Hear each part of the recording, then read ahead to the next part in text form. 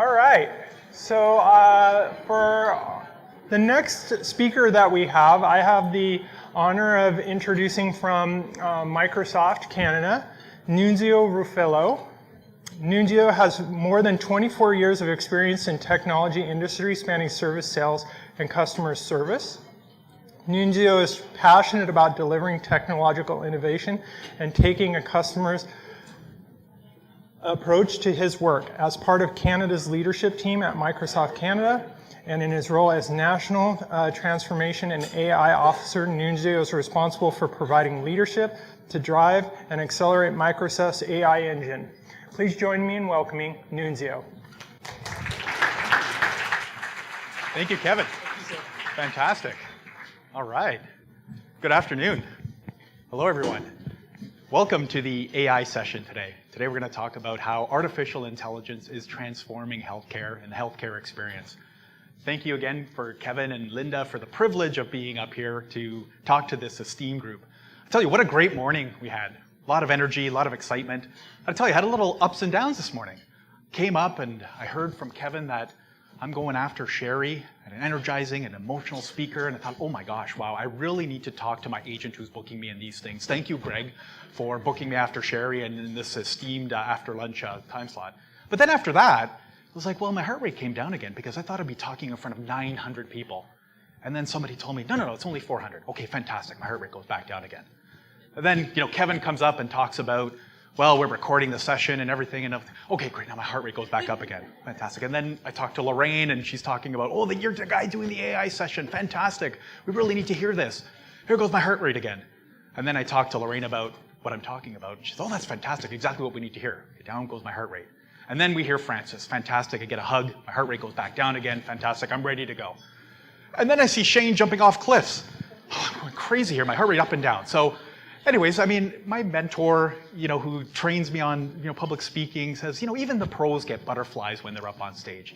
I thought, okay, yeah, fantastic. But what do you do? He says, well, the pros, we, basically train those butterflies to fly in formation. Oh, that's fantastic. But the one thing is, he didn't tell me how to commune with those butterflies and how to get them in formation. So anyways, I'm an optimist. I'm in front of 400 great friends and we've all shared hugs, and if I have any issues or challenges, I know you'll help me. So thank you for all your support. As Kevin mentioned, I'm the National Transformation and AI Officer for Microsoft Canada. And my role really is to look at all the different AI motions and engines across the company and put those together and start driving transformational type solutions for a wide range of industries, including healthcare. It's really such a privilege to be up here talking about the digital transformation that we can all do together, leveraging technology such as artificial intelligence. And really, when we look at the opportunity that exists in front of us, we can look at a number of different business challenges that we can address with artificial intelligence, from engaging with our patients, empowering clinicians and employees of the hospital, transforming the care continuum, and really optimizing operations. And in my presentation today, I'm going to cover, well, hopefully we'll have a little bit of fun while we cover this, but what is artificial intelligence? I know we've got a large room here. We could probably come up with hundreds and thousands of definitions of what that is. I'm going to talk a little bit about why the timing is right now to take advantage of this technology. Let's stir our creative juices a little bit around what are people doing in this space right now, leveraging data, Neil, and artificial intelligence to drive transformational experiences. And then I'm going to cover something that's near and dear to my heart as well, around values and principles around artificial intelligence and why it's really important to surround yourself with ethics when you're designing and developing these types of solutions. So, why is the time right now? What's happening here?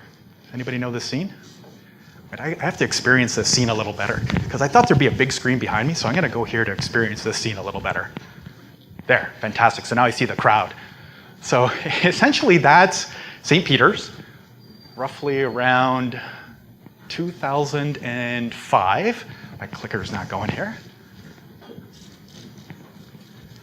2005, where they were going to announce Pope Benedict. So large crowd there, and there we go. Now let's fast forward 8 years.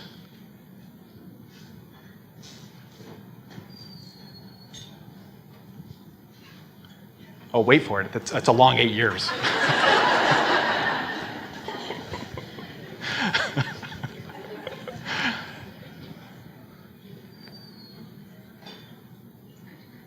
Okay, I'm at 4.5 years. Hold on, wait for it. Is it going? Ah, fantastic. Same scene? What are we seeing? A little different. Okay, well, it's at night there too, but okay. But still, a little different. We're seeing a lot of people experiencing their lives through this little device here, right? And we don't need to go to the Vatican to see that happening. Go to a sporting event, a concert, etc. We see people living their lives through the device.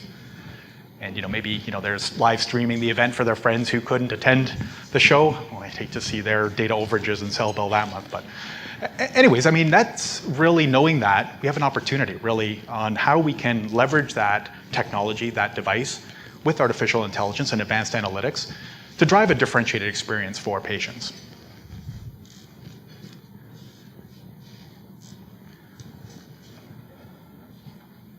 Okay, and next slide.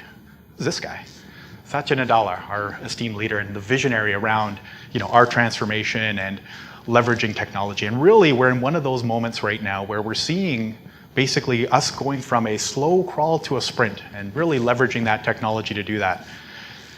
And we're seeing how fast this is coming at us. And one could say, and maybe some people have heard this, that we're potentially in the midst of a fourth industrial revolution. So what does that mean, fourth industrial revolution? That would imply that there were 3 before then. So let's take a look back in history. Back in the 1700s, 1780 timeframe, where we reached our limits of what human muscle could do in terms of farming and getting products across the country. And with that challenge, what do? Well, we do what we do best. We innovate. We found out that we heat water to produce steam. That steam can be used to propel vehicles. We could use those vehicles to farm, to ship product across the country, solve that challenge. And fast forward a little further into 1860 and the discovery of electricity. What does that give us? Well, now we can do things that we weren't able to do before, automate things. Now we can work 7x24, create products in 7x24. So another revolution. Then after that, 1969, the dawn of IT and electronics. Again, more things that we could automate and do really quickly. And really the dawn of the data era, where it's fueling our next digital transformation. And then the fourth area being that digital transformation fueling the fourth industrial revolution. This is where we see the physical world and the digital world really colliding and coming together. And we're seeing that in a number of different ways, and we see that in our daily lives. Let's think back to the year 2000, middle history lesson. Let's go back to the year 2000, where we were warned, don't connect with strangers on the internet. Don't hop into a stranger's car. But now, 2018, we'll open up our phone, pull up our Uber app, find someone to give us a ride, and without a second thought, we'll hop in. What happened in 18 years? I don't know. But that's really what's happening, right? I mean, this technology is enabling these type of applications to come to fruition, and we're changing our lives as a result. So let's look at the healthcare industry. And, I feel uncomfortable up here in front of such esteemed experts talking about the challenges we have in healthcare, but we all know this. The population is aging. We're seeing the number of people that will be over 60 in the next 20, 30 years really go from 900 million to 2 billion people. That goes from 12% to 22% of the population. We're seeing a shortage of healthcare workers, all you fine people that keep me healthy and keep my heart rate down. Thank you. We see challenges around patients not taking their medication and the impact that that's having in terms of the cost. And really, can artificial intelligence solve some of these challenges? Well, I think it can. But before we dive into that, let's talk about what is artificial intelligence. I'm sure with a room of 400 of us, like I said, we can come up with a number of different definitions. Anybody want to volunteer? I'll kick one of the catch boxes out. Volunteer a definition. Do you have a funny one? Yeah. I'd love to hear it. Ex machina. I don't know if everyone watched the movie. It's machina, whatever. Ah, okay. Pop culture. Oh, it's like we you weren't a plant, right? I mean, we don't know each other, so the next chart will really resonate with you. But being new to Microsoft, today is my 6-month anniversary at Microsoft. I joined in May, and now I'm November 7th, 6 months here at Microsoft. Oh, I heard some small claps. I think that's he made it 6 months. How did he do that? Okay. But being new to Microsoft and being at the dinner party, being at these tables, people ask me, so, tell me about your job, what do you do? Well, I use these game-changing technologies such as artificial intelligence, and I work with companies across the different industries to transform their businesses. And what do you think the reaction I get is?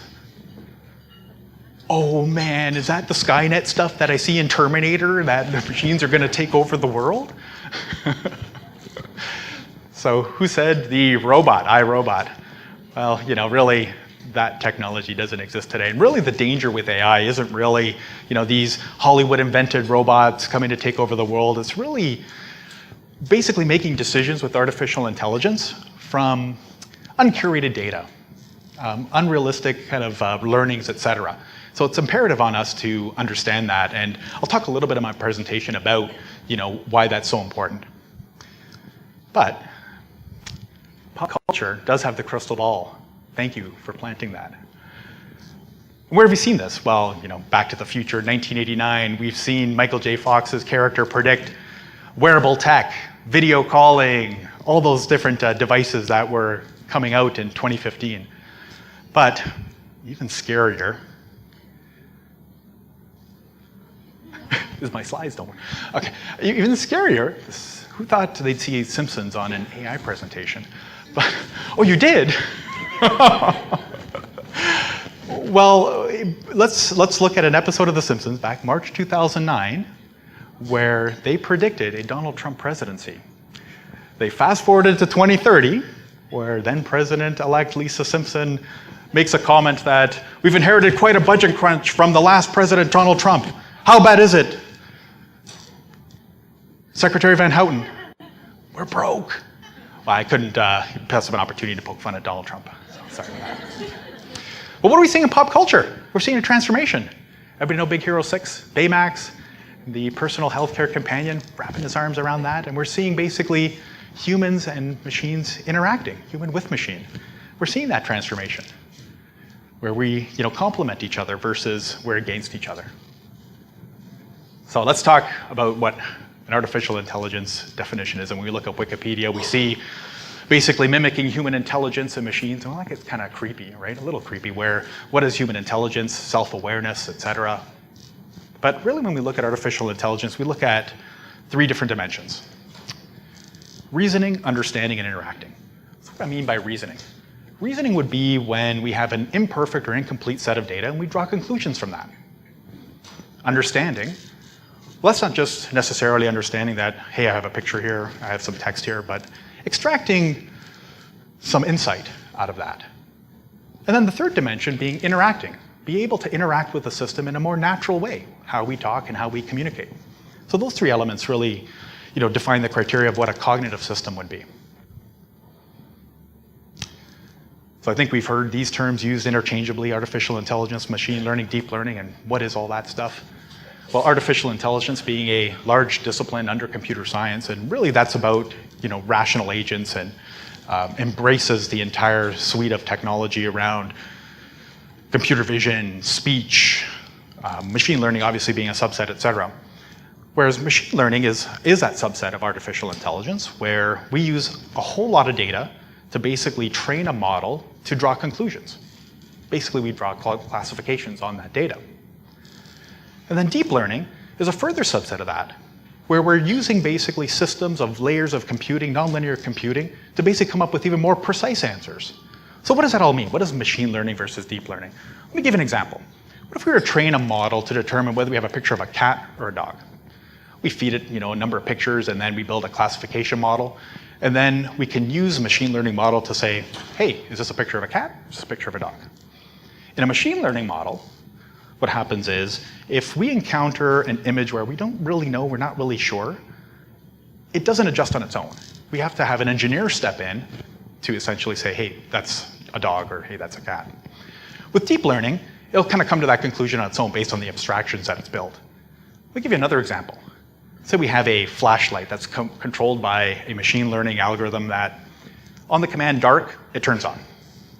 And in a machine learning algorithm, basically, if we say it's dark or dark occurs in the phrase, well, it'll say that, yeah, I need to turn on the flashlight. But with deep learning, what happens is it's a whole layer below where it kind of infers based on other statements that we could potentially make. Hey, I can't see. The switch is broken. It would come on. So subtle differences, and it shows the evolution of our technology. So the other question we might ask is, well, why now? Haven't we really been doing artificial intelligence for a long while now? We look back in the 1900s, and we designed and developed calculators where one could say that, well, that's kind of artificial intelligence. That's calculators in a machine, or intelligence in a machine. We cross over the decades and we see voice synthesis, et cetera. But what's happened recently that would say that we're ready for more adoption of artificial intelligence? And really, we are seeing a lot of new algorithms, et cetera, come up around AI. But really, the two other elements below that are what's really fueling the transformation. This plays in really nicely to Neil. Data. Data is everywhere. We're generating data from our watches, from our phones, from our laptops, everywhere. And really, AI algorithms are fueled by data. And then the second is compute power. We need an abundance of compute power to drive these algorithms. And really, that's available in the cloud today. And then why Canada? Well, one would argue that deep learning and advancements in artificial intelligence were really invented in Canada. So we have certainly an innovation agenda and an innovation first agenda, even driven by our federal government, where there's a number of different investments made by the government on our platform and development and technology. We'll talk a little bit about a research that occurs in Canada. There's a research center in Montreal, Maluba, which is now part of the Microsoft research team, that essentially does a lot of work and deep learning around reading comprehension. They did a little fun little test where they essentially dropped all the Harry Potter novels into their machine learning model, and you can ask questions about the meaning of that novel. I heard that it's not really about a wizard or something, but anyways. Wouldn't that be great to have a tool like that? I'm sure we all had that last minute meeting. Sunday night, the boss sends a meeting. I need you at this meeting tomorrow morning. Here are all the documents you need to read. And by the way, here are all the emails that you weren't on that came out over the past 3 months. Panic, I gotta read through all this stuff and try to dissect what's important, what's not. Wouldn't it be great to have a system like that to be able to help you kind of go through what's real, what's important, et cetera, and have that summary at the beginning, ready for your Monday morning meeting? All right, transforming healthcare. Where do we begin? How do we start? How do we make this real? And we might have heard of some of these topics around digital agents, bots, et cetera. We're predicting that by 2025, 95% of interactions between a patient and a doctor or a customer in a business will happen through intelligent agents by that time. And then intelligent apps. Well, we all have applications that we use. How do we infuse some cognitive thinking or technologies in those applications? And really, we're looking at services that we can infuse in those applications. And then with business processes, how do we transform those business processes to leverage some of the capabilities around artificial intelligence? And really, starting the journey doesn't have to be hard. I talked about those deep learning models. You don't have to start at that other end of the spectrum where you require lots of data or data scientists. You can start with some of the applications. And I think a lot of us are probably already using some of the AI capabilities in some applications that maybe we just don't know. And then there's other prepackaged and extensions, et cetera, that we can use and infuse in our applications. And really, the next chart shows some of those services that are available today to be consumed by application developers that really aren't AI developers. They might just be developers, but they can use those technologies in their applications today to transform them. So the digital transformation in healthcare. Let's get specific around engaging patients, empowering care and research teams, optimizing operations, and transforming the care continuum. So what does that mean? Engage with your patients. Well, what about having an application where a patient can look at the different care options or how they're doing with their care? And then on the other side, with the clinicians that are providing that care, they can check in with their patients basically see, are they following their prescriptions, et cetera, and their treatment. Optimizing clinical operations and effectiveness. We're having a conversation at the table around a use case that I'll talk about quickly around a hospital that's using AI and cloud and data to really look at how the operation of the hospital is running in real time. And then transforming the care continuum. How about leveraging a learning model to provide different treatment options for doctors so that they can make a more informed decision about how to proceed with a particular case? So here's where I get into some of the art of the possible and what some people are doing with this technology.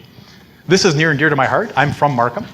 So I use the Markham Stouffville Hospital facilities once in a while, having 2 young girls as well.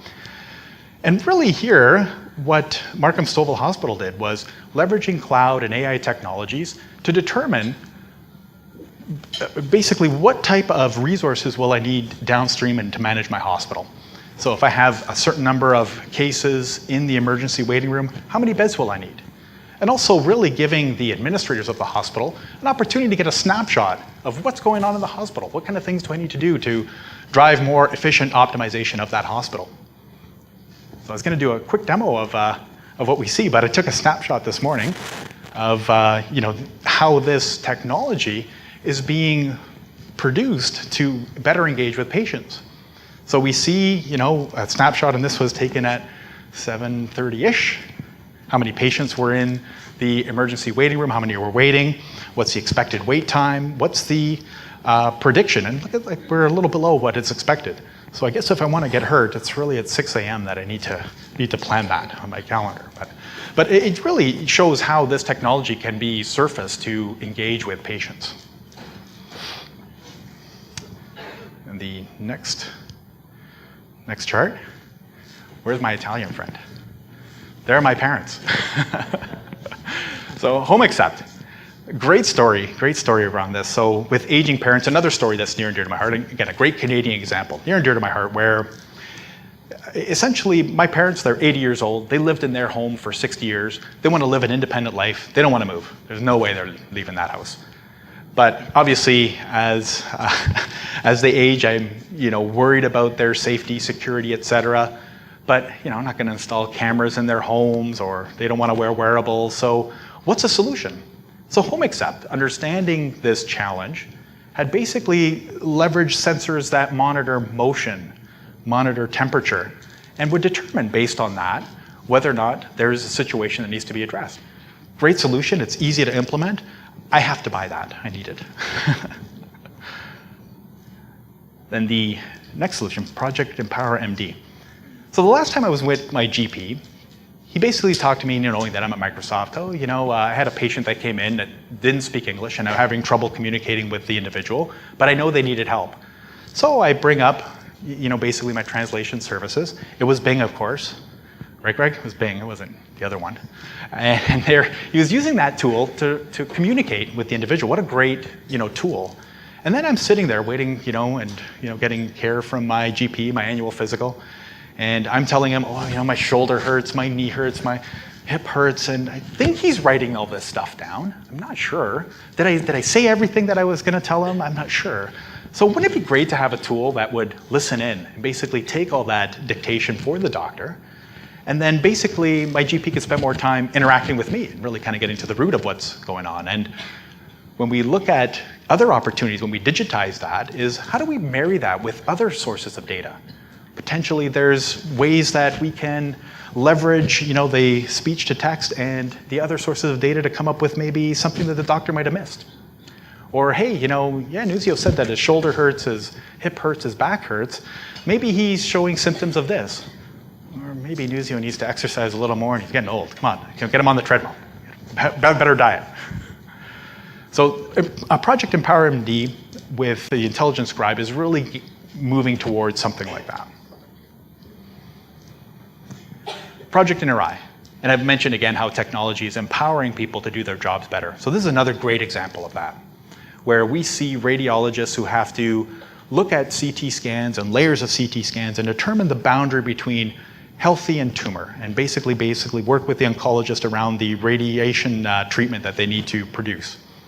This is a task that would take hours to do in the past. Now with this inner eye technology, could do it in seconds. What a great piece of technology that is to be able to have the radiologists and oncologists see more patients and treat more patients. Fantastic technology.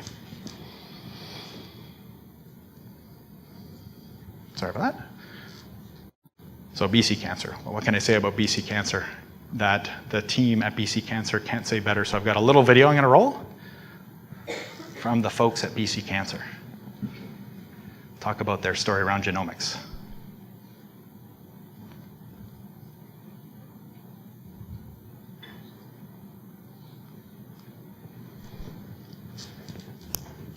Nope, didn't flip fast over that. Sorry, folks.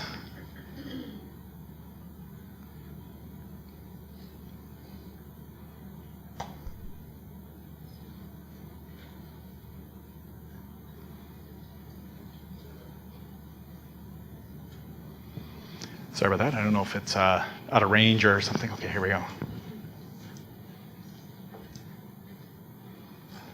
Might be that other 8 years between the popes and stuff here, so holy smokes.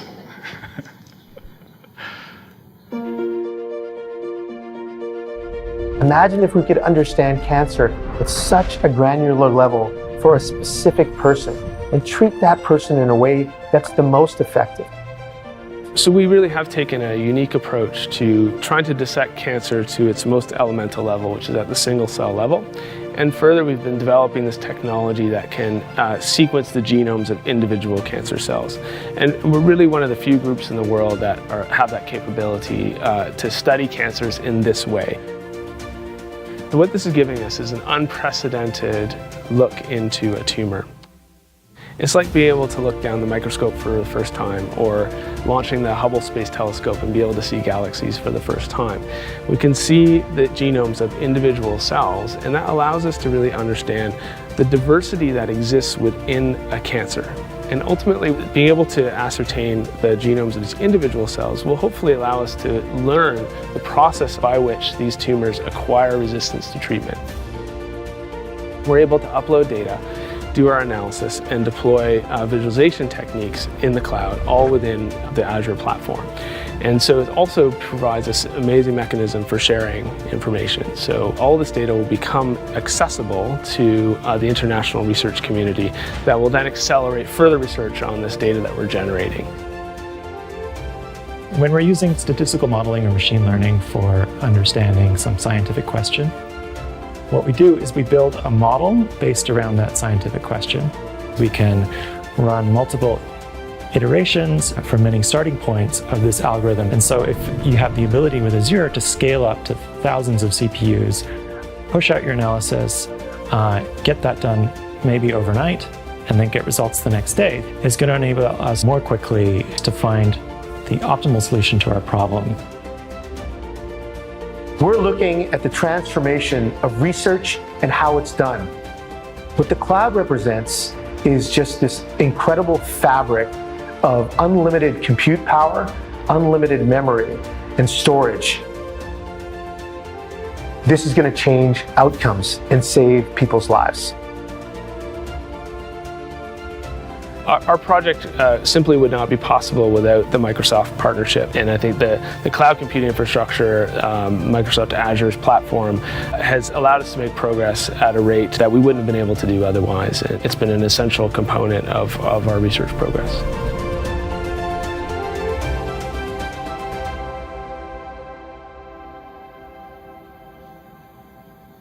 So wow, great story and what we're on the verge of here. Clicker. Great. So we talked a little bit about genomics in the video and what we're on the verge of. And really, we're seeing technology and timing colliding. So what were some of the inhibitors of leveraging human sequencing, genomic sequencing in the past was cost.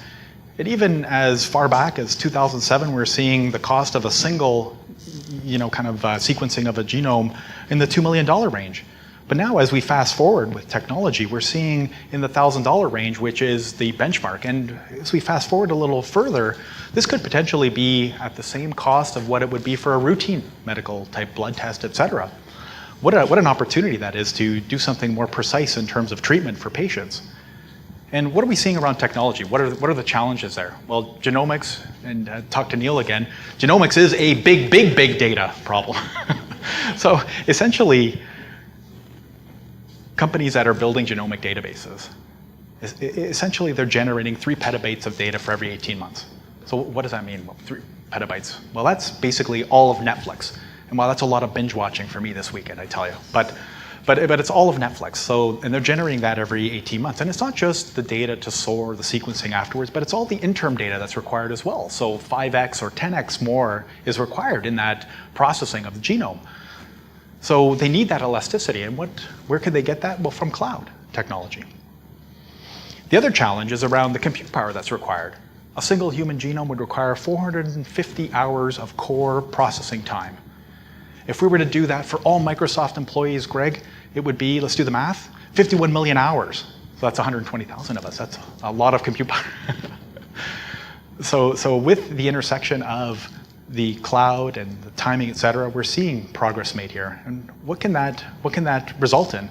Well, today what we see with cancer patients is, similar therapies that are applied to people that, may have different makeups. And we might see some good results in some cases, some bad results in other cases, and maybe in other cases, no result at all.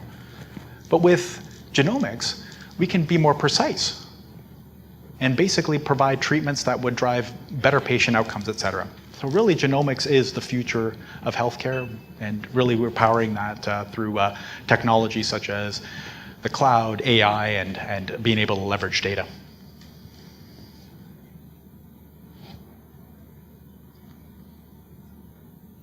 I can do a little quick demo here of a video indexer, and the video that we saw, Dr. Shah.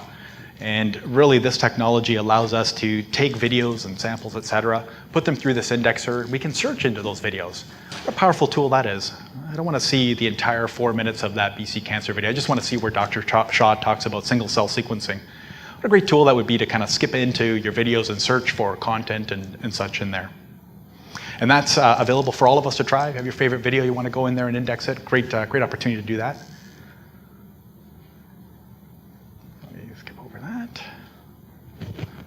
Another technology I want to talk about is mixed reality and HoloLens. I think we've got that set up in the Microsoft booth to have a look at that technology, and I think folks have seen that and its application into healthcare. Another great Canadian story here of how CAE is using mixed reality, essentially, to build a better training system. Forrester has shown that leveraging those types of technologies is 25% more effective in training. And what a great opportunity that would be for students to be able to leverage that technology to basically, in a clinical environment, to be able to determine how to do a procedure. Fantastic technology. Especially when, from a training perspective, you can marry that with AI and study how the student is learning and maybe transform a little bit that learning, based on how they learn. Other use cases around leveraging mixed reality include data visualization, and there's healthcare practitioners that are using this to collaborate on patient care, looking at different CT scans, et cetera, and annotating it on the fly, et cetera, and really coming up with collaboratively an approach to care. And the third use case is around remote assist.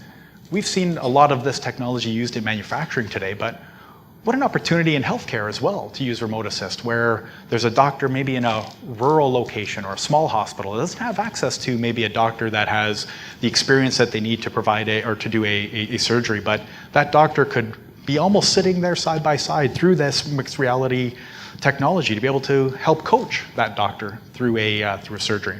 Fantastic technology. And come to the Microsoft booth, see a little more of those demonstrations that are available that Greg's going to step you through. Awesome.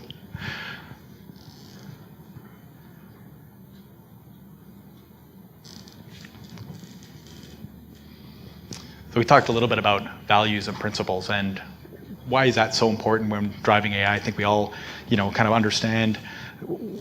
We want to kind of partner with someone, who has these types of values and principles, and really is looking at artificial intelligence not as a technology that's looking to replace us, but really to amplify our ingenuity. And it's really a human-centered approach.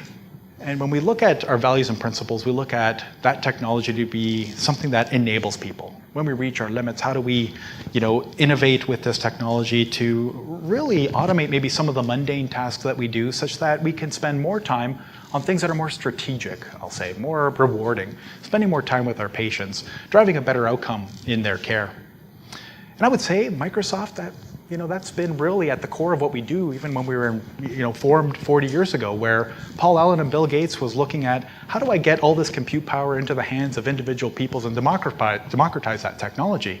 Whereas before it was basically tied up in mainframes, et cetera. But they wanted to put a personal computer in front of everybody so that they can be better at school, at home, at work, et cetera. So really at the core of our values and principles. And inclusive design, what do I mean by that?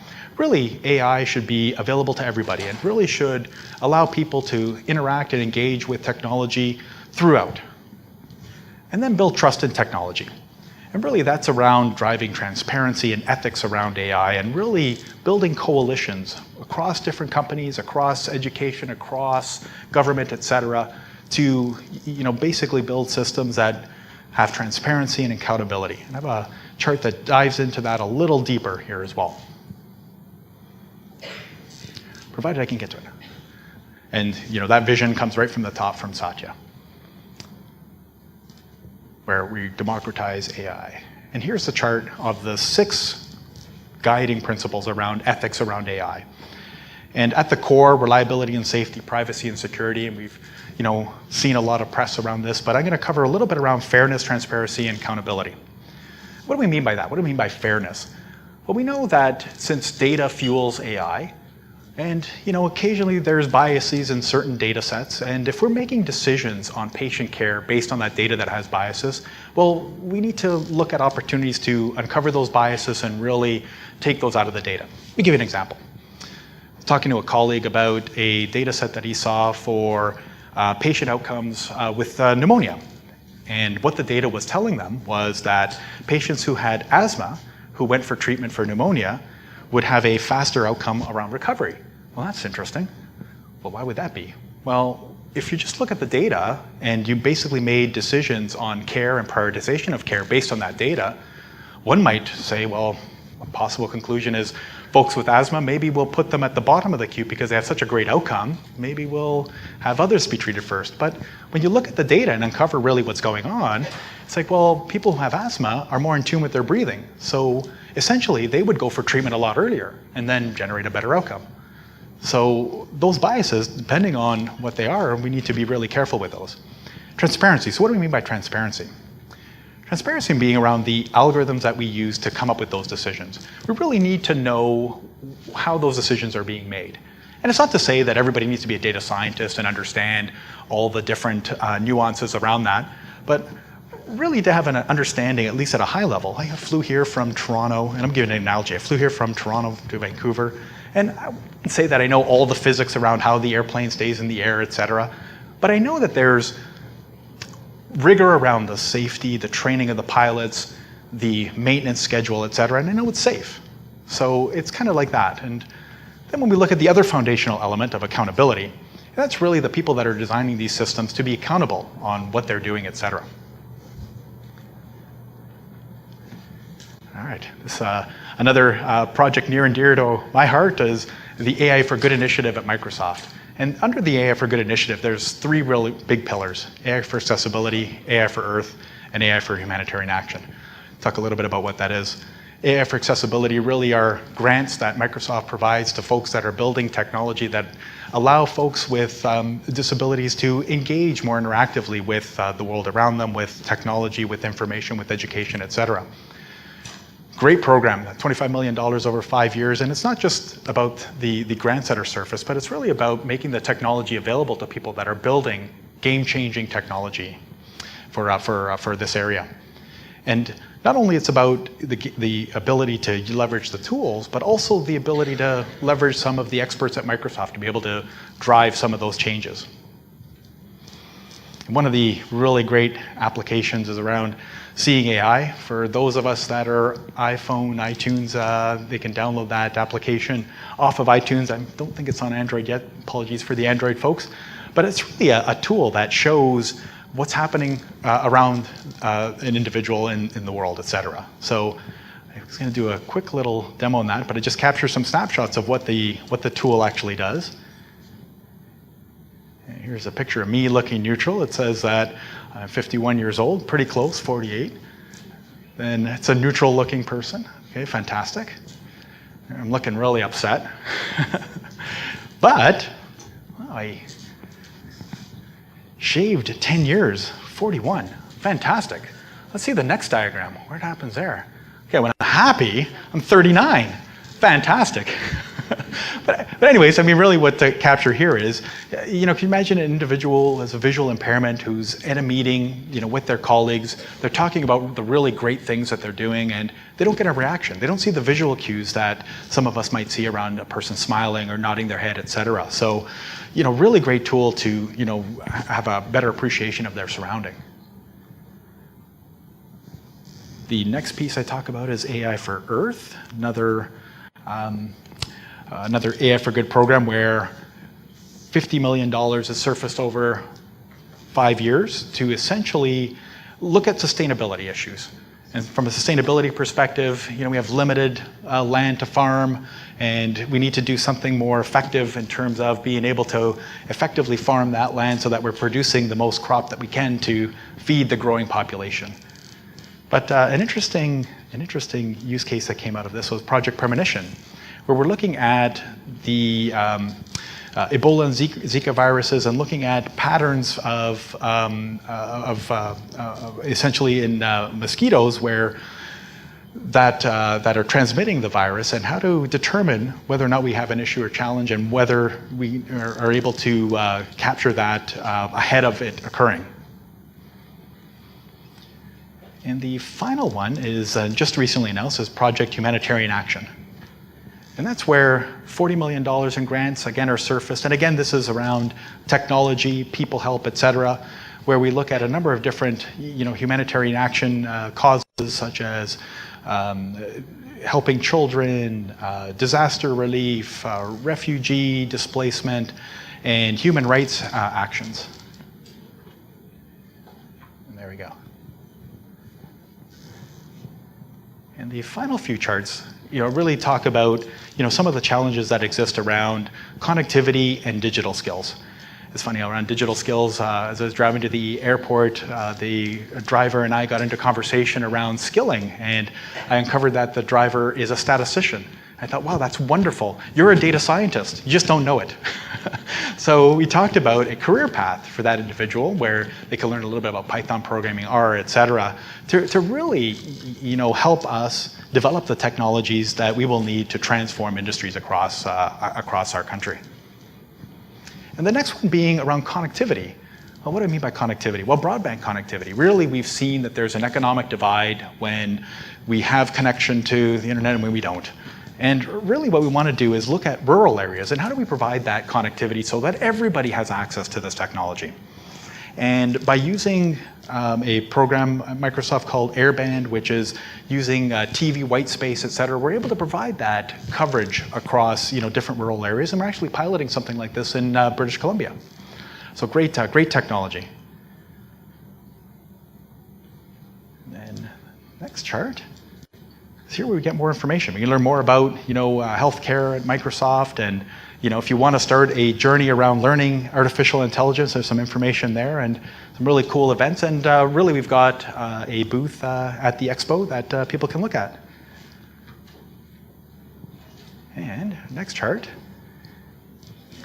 Basically, our mission statement is really around empowering every person and every organization on the planet to achieve more. And really, you know, that's the intent of leveraging our AI technologies to do so across all different industries, especially in healthcare. So to thank everyone for the opportunity to talk to you about AI, and love to get started on some initiatives that are going to change the world. Thank you very much.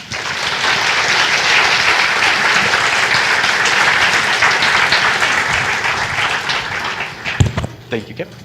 Thanks, Nuzio. Does anyone have any questions for Nunzio? Oh yeah, the catch box. We are dying to throw catch boxes, aren't you? You guys looking really excited to throw the catch box.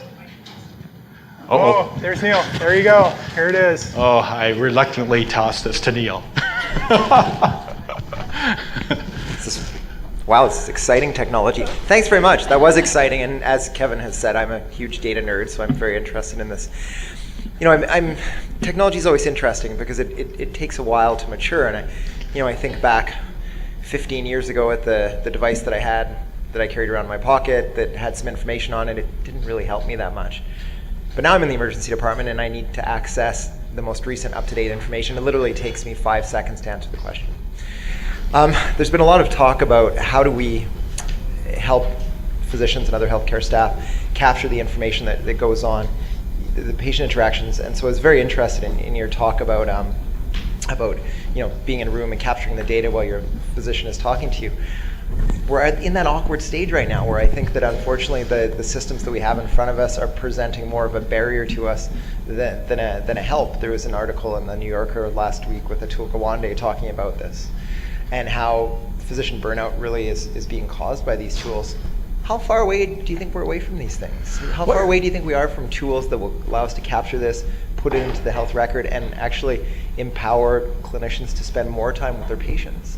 Well, I think we're seeing those examples. Some of the use cases that I talked about in PowerMD is really driving towards that. And we're at the first stage where we're capturing that and using speech-to-text technology to drive that. And really we're seeing human parity in that speech-to-text technology. And that's really because of the advancements we made in deep learning. So the technology is imminent and available. I think we're able to kind of pilot things in PowerMD, et cetera, to leverage that technology. So it's available. I think people can start using that technology today. So when are we going to get Empower MD in Fraser Health? Great question. Where's Greg? Greg. We should talk about kind of piloting those technologies because we're seeing that use across multiple industries as well, and it's not just healthcare. And I did put up a chart around some of the advancements we made in computer vision, speech to text, and really well-known tests that have reached and exceeded human parity in that translation. So the technology exists today to be able to do it. I think we just need to, have I'll say, the business desire to kind of get it done. Awesome. Thank you, Neil. Are there questions? Oh, there it is. Throw it, Neil. Thanks. Hi, my name's Heather, and I'm Heather. manager of a maternity unit. And I was thinking when you were showing that picture with the spine, and we use telehealth on lots of conditions from BC Women's when I worked there. But I was thinking of the ability to. We always talk in labor and delivery. If we could see inside what was really going on with the baby, cord events, cord accidents, position, or eventually, what I hope in my future vision of the IA is on a cell phone, being able to look inside for home births. I mean, imagine the difference of not having to transfer a woman in by ambulance mid-delivery to try and get that baby out in a different way, but so we could really clarify. So I'm just imagining the future. Well, I'm seeing another headline, Fraser Health and technology and stuff. Fantastic. Thanks. What an exciting time to be in healthcare, Kevin. Yeah. Another. Good. I was going to say, I don't think I can throw that far. Okay. Hi. So now, our safety events like UTIs, pneumonia, that it's usually coders that read doctors' charting and then draw, tag an event based on the charting. Is the technology there to interpret from charting, with the right criteria, an event? So we might get an answer in less than 4 months.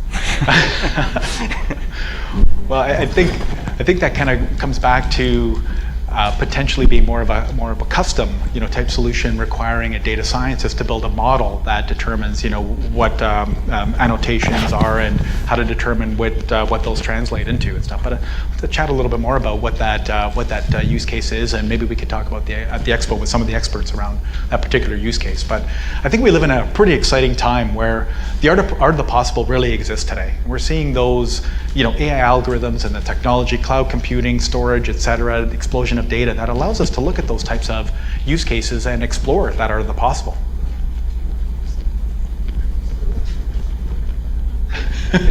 Watch your cups. Thank you.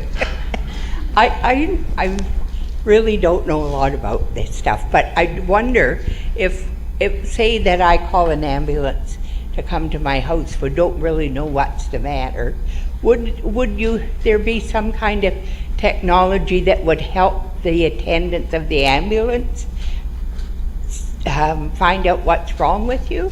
Well, if we look at, looking at healthcare records and, having the ability to access all those records for an individual and knowing, what conditions potentially you had before and, the ambulance operator being able to get there knowing that, oh, this condition existed, et cetera, et cetera, et cetera. Here's some potential, kind of issues that we might face when we arrive there. So I think it boils down back to Neil around, having the data available and being able to surface that data in one of these little devices here, where the ambulance driver can prepare, saying, well, okay, here's what I'm getting into, here's what I might see, and here's what I might need to do, and stuff. So it's, again, kind of that art of the possible. It exists, that technology exists today, and just need to kind of start pulling that all together.